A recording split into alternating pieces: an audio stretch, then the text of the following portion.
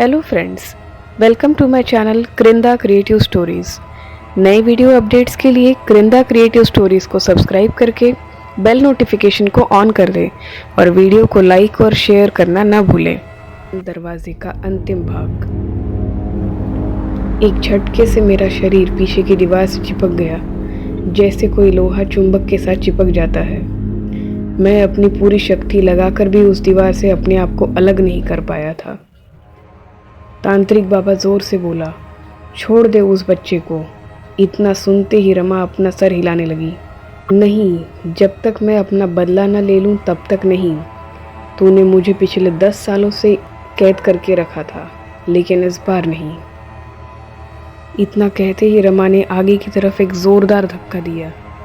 वे दोनों अपनी जगह से कई फीट दूर दीवार से जा टकराए। उस तांत्रिक बाबा के हाथ से अभिमंत्रित किया हुआ जल से भरा कमंडल छूटकर फर्श पर गिर पड़ा। वो तांत्रिक नीचे गिरते ही तुरंत फिर से अपने कमंडल के पास पहुंचना चाह रहा था, लेकिन उससे पहले ही रमा ने एक बार फिर से उसे धक्का दे दिया। इस बार वह तांत्रिक काफ़ी जोर से उस दीवार से टकराया था। इतने में संतोष मामा डर के मारे तेजी से उठकर उस कमरे के दरवाजे की तरफ दौड़ पड़े।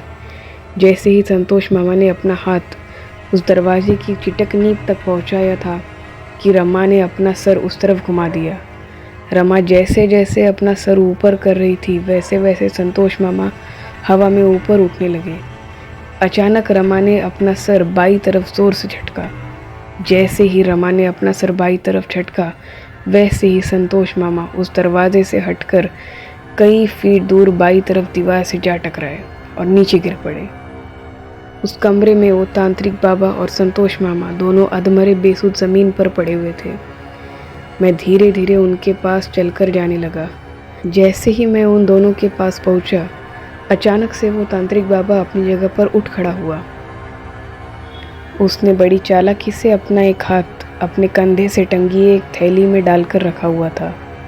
जैसे ही वो अपने जगह पर खड़ा हुआ, रमा फिर से उसे एक बार धक्का देना चाह रही थी कि अचानक रमा की नज़र उस तांत्रिक के हाथ में थमी एक बोतल पर पड़ी। रमा उस तांत्रिक के हाथ में वो बोतल देखते ही एकदम शांत हो गई। तांत्रिक ने उस बोतल में किशोर की आत्मा को कैद करके रखा था। तांत्रिक बोला, बंद कर दे ये खूनी खेल, तू जो चाहेगी वही होगा।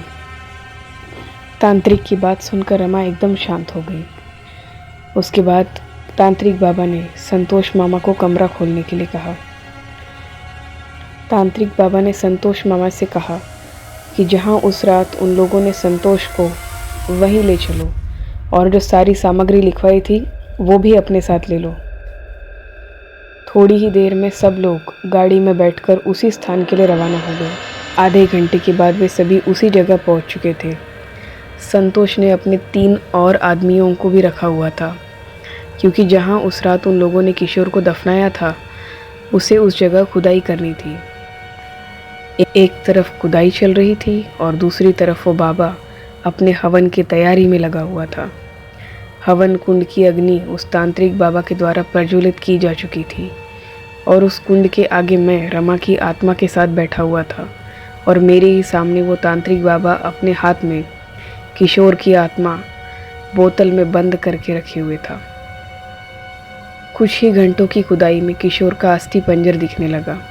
अस्थि पंजर दिखते ही तांत्रिक ने उस पर पेट्रोल छिड़कने को कहा।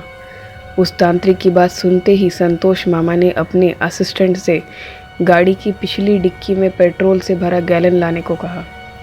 कुछ ही समय के अंदर संतोष ने 4 गैलन पेट्रोल को अस्थि पंजर पर उड़ेल दिया। इधर तांत्रिक बाबा अपनी आंखें बंद किए किसी मंत्र का उच्चार करने लगा। तांत्रिक बाबा ने संतोष मामा को अपने पास बुलाया और उस हवन कुंड से एक जलती हुई लकड़ी उनके हाथ में देकर कहा, आग लगा दो किशोर के अस्थि पंजर में। इतना सुनते ही रमा एक बार फिर से भड़क गई। संतोष मामा तेजी से हवन की जलती हुई लकड़ी को लेकर किशोर के अस्थि पंजर की तरफ दौड़ पड़े। इधर रमा छटपटा उठी, लेकिन किशोर को उस बोतल में कैद देखकर बेबस थी। संतोष मामा अब तक किशोर के अस्थि पंजर में आग लगा चुके थे। पेट्रोल की धधक से वो आग की लपटें कई फीट ऊपर तक जा पहुंची थी। हवा का तेज झोंका संतोष के हाथ में थमी हवन की जली लकड़ी को तो बुझा गया था, लेकिन इधर वो बोतल जिसमें किशोर की आत्मा कैद करके रखी गई थी वो नीचे गिर गई और उसका स्टॉप कॉर्क खुल गया। स्टॉप कॉर्क खुलते ही किशोर की आत्मा अपने अस्थि पंजर के पास जाकर मंडराने लगी। इधर रमा मेरा शरीर छोड़कर अब संतोष के शरीर में प्रवेश कर चुकी थी। संतोष के शरीर में प्रवेश करते ही वो उस धधकती हुई अग्नि की लपटों में कूद गई। रमा ने अपना बदला पूरा कर लिया था। उस रात कुल 5 आदमी थे।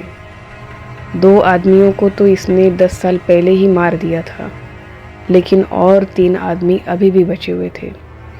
किशोर की मौत में वो पुलिस वाला, संतोष मामा और सरपंच भी शामिल थे, और संतोष मामा ने ही रमा को पेट्रोल छिड़ककर आग लगाकर मारा था, लेकिन उसने इस तांत्रिक की मदद से रमा को उस बंद दरवाजे के अंदर सदा के लिए कैद कर दिया था। अगली सुबह चारों ओर गांव वालों की भीड़ जमी हुई थी। कुछ ही देर में पुलिस की टीम भी वहां पहुंच चुकी थी। पुलिस ने उस तांत्रिक बाबा को हिरासत में ले लिया और साथ ही साथ रमा के मम्मी पापा यानी मेरे नाना और नानी जी को भी हिरासत में ले लिया। किशोर एक छोटी जाति से था। यही बात रमा के घर वालों को रास नहीं आई, जिसकी वजह से संतोष मामा ने उस गांव के सरपंच और पुलिस ऑफिसर के साथ मिलकर ये प्लान बनाया था।